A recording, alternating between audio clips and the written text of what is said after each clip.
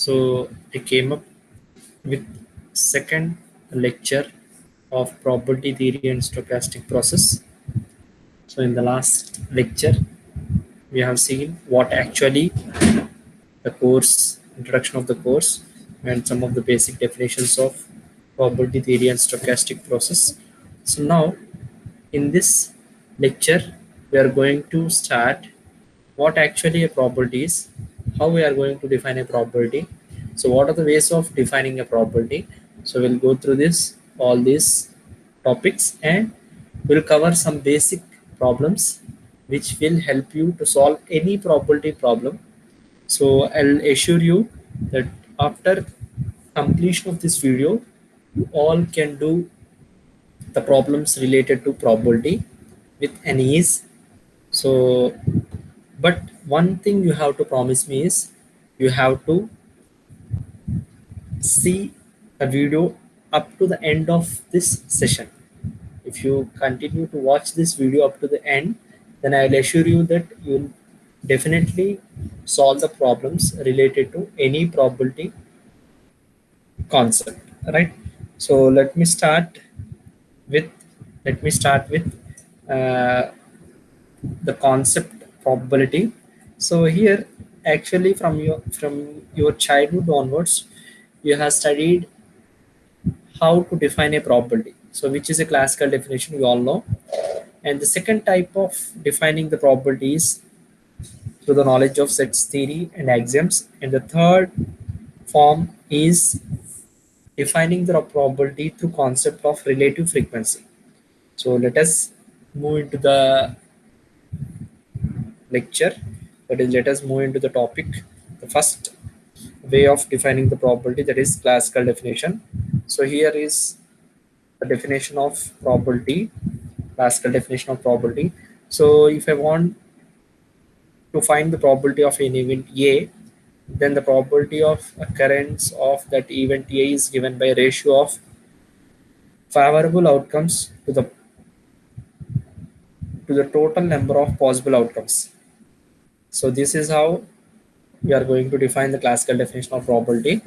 And the example I have given you, when we are going to flip a coin or toss a coin, the event A I want to consider is occurrence of a head, right? So that probability of occurrence of an event to be head is given by 1 by 2. So this is a very basic example, right? You can also have examples such as dice, rolling a die, picking a card from deck of cards. All this we will come across in the example problems.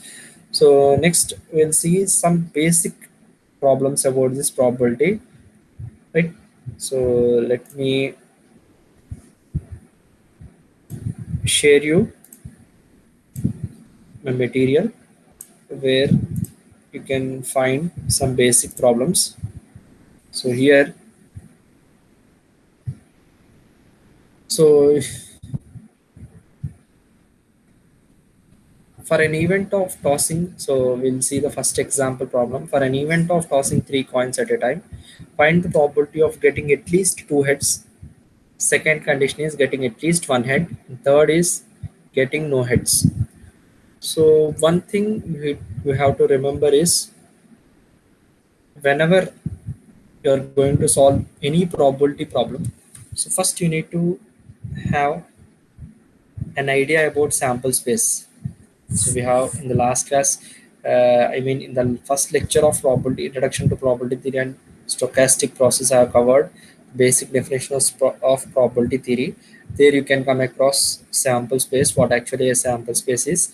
So if you have not watched that first video, please do watch that video. And sample space here, when I am going to toss 3 coins, so the total number of possible outcomes are 2 power 3, that is total 8 possible outcomes. So here I am writing down so the sample space which are of 8 elements or 8 combinations. So sample space is equal to 8. Next, we'll move into this problem, solution of this problem. First one, getting at least 2 heads. So here I want to find the probability of getting 2 heads. So just count down at least two hits, two or more than two hits, right? The elements or events that are occurring at least two hits. So here we have total four elements that are getting at least two hits. So the favorable outcomes are four, and we know that from the classical definition of probability, the probability is defined as favorable outcomes to the total number of outcomes. So favorable outcomes is four, and the total number of outcomes are eight. So four by eight. When we simplify this, so we'll get one by two. So second part in the solution in the problem, getting at least one head. So here we have to consider at least one head, that is one or more than one. So here we have total seven elements. So the probability of occurring at least one head is 7 by 8. So next third one is getting no head. So the remaining is only one, where we are expecting that all the three coins will face tail. So that is equal to getting no head is 1. So probability of event getting no head is 1 by 8. So this is about first problem. So next we'll move to the next problem. Find the probability of picking a non-numeric card from a pack of well shuffled cards or deck of cards. So here same, we have to follow our thumb rule. So first we have to define the sample space. So total number of cards will be 52. So if you have no idea about the cards, you can see here the cards are classified. Briefly I'll explain you fast. Uh, 52 cards, so which are classified into two, black and red colors. So 26 black and 26 red. Again these black and red are again classified into two types: spades, clubs, heart, diamond, and each of these will consist of 13 cards each. So where the 13 cards are 2 to 9 numeric cards and 4 non-numeric cards such as ace, jack, king, queen. Right now we come to our solution. So when I am going, I want here to pick a non-numeric card, and that too I want to find the probability of picking that non-numeric card. So here total non-numeric cards are, see, in each of these 13 spades we have four non-numeric cards. Similarly in the clubs we have four non-numeric cards. In the hat, four non-numeric cards, and diamond, no, four non-numeric cards. So total 4 into 4, 16 non-numeric cards. So from these we have to pick one non-numeric card. So favorable outcomes are 16, and the total outcomes, possible outcomes are 52. So 16 by 52. So this is how we can solve problem on picking a card. So first we have seen picking a coin, then picking a card, and now we'll see rolling a die. So coming to the third problem, find the probability of getting an event which has a sum is even number when two dice are rolled. So for an event of rolling two dice, so here before you start doing this problem, so most of the students have seen, they simply note down the sample space to be 36. They will start with 1 1 1 2 1 3 1 4, so on they will write up, ending up 36 elements or events in a sample space. Why? Because they are going to roll two dice, 6 power 2, 36. But actually you should, first of all you should clearly understand what actually the problem is. So that is very important. So just we'll read the problem once again. Find the probability of getting an event which has sum. Here the sum is even number, so we have to consider the sample space to be sum or the two faces of the die. So here I have mentioned you. Let us go through the solution. For an event of rolling two dice, the sample space contains 36 elements, but we have to consider for their sum on their faces. So the minimum number on the die is 1. So 1 plus 1, 2. And the maximum number on the die is 6. So 6 plus 6, 12. So total sample space is 2 to 12. The number of favorable cases for getting their sum is even number is. So just count number of even numbers in this sample space. So total you'll get 6. So favorable 6 by total possible outcomes 11. So the probability of picking an even number, sum as an even number, is 6 by 11. So next, find the probability of getting sum is even number when three dice are rolled. So here, same. Here also we have to consider sample space, which is sum, but here we are going to roll three dice. So minimum will be 1 plus 1 plus 1, and the maximum will be 6 plus 6 plus 6. So 3 to 18, just mention the sample space, and from this we need to take out even number. So the number of even numbers in the sample space are 8. So 8 by 16, 1 by 2. Next, for any event of rolling 3 dice, find the probability of getting sum as prime number. So same sample space as for the above problem. Just from there we have to pick up prime numbers. So here I mentioned the prime numbers as 3, 5, 7, 11, 13, and 17. So the probability is P of E is equal to 6 by 16. So this is about some basic problems on probability. So just now we'll go back to our presentation, and we'll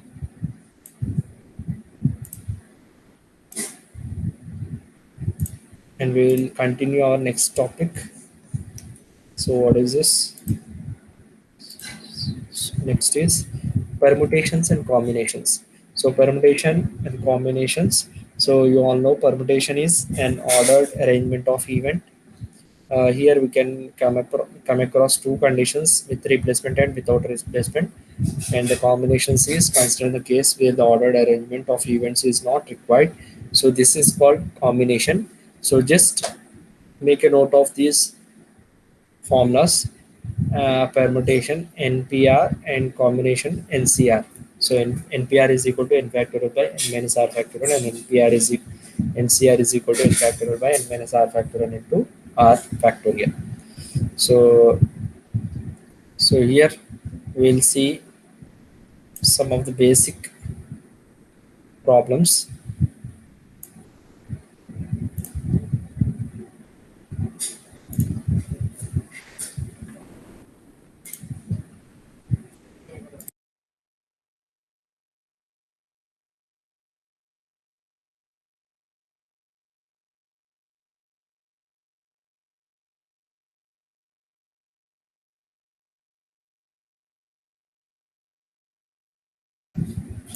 So here the basic problem, just one problem we'll see, then we'll wind up. So what is the probability of drawing two spades from pack of 52 cards? So here with replacement and without replacement. So in the first, I mean, and see the basic problems in for probability theory. There we have come across cards, deck of cards. So total number of spades are 13. So out of which we have to pick two spades. So here first one is with replacement. So when I pick 13 cards from 52, sorry, I want to pick one spade, so total 13 spades. So from 13 I'm going to pick one spade, and the total number of cards are 52. Similarly, I want to pick two spades, so first I have picked one spade, but with replacement means I'm going to again replace that spade. So again I'll be having 13 cards, so 13 by total 52. So this is first bit, 13 into 13 by 52 by 52. So if I simplify, I'll get 1 by 16.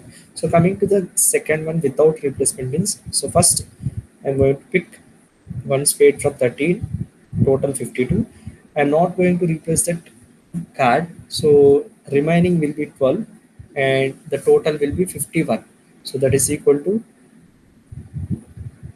13 into 12 by 52 into 51. So this is about probability. So one of the example for this. So next, so we'll see one more example problem, then we'll wind up. So for a non-leap year, what is the probability of getting exactly 53 Mondays, exactly 52 Mondays? So for a non-leap year, so just make a note. So non-leap year means 365 days, and leap year means 366 days. So for non-leap year, that is 365 days. So we have 52 weeks plus 1 day. So that day, just mention, you write down sample space, which are 7. A week you will be having 7 days. So favorable cases for getting exactly 53 Mondays is 1. So 1 by 7. So similarly for exactly 52 Mondays means, so that 52, so next day should not be a Monday, so it can be other than Monday. So total 6. So 6 by 7. So this is about today's. So this is about today's lecture. So I'm going to wind up the session. So before winding up this session, so I'll ask, before winding up this session, so those who are watching this video, please do subscribe to my channel, Mr. AR401, and do like, share, and comment on this video. So if with your support, I'm going to uh, cover all the topics in probability theory and stochastic process, which will be very very very helpful for the students, uh, both for the regular and backlog students. So this syllabus, this subject or the course will be common for all the universities and any autonomous colleges. So please do subscribe to my channel and share this video with your friends.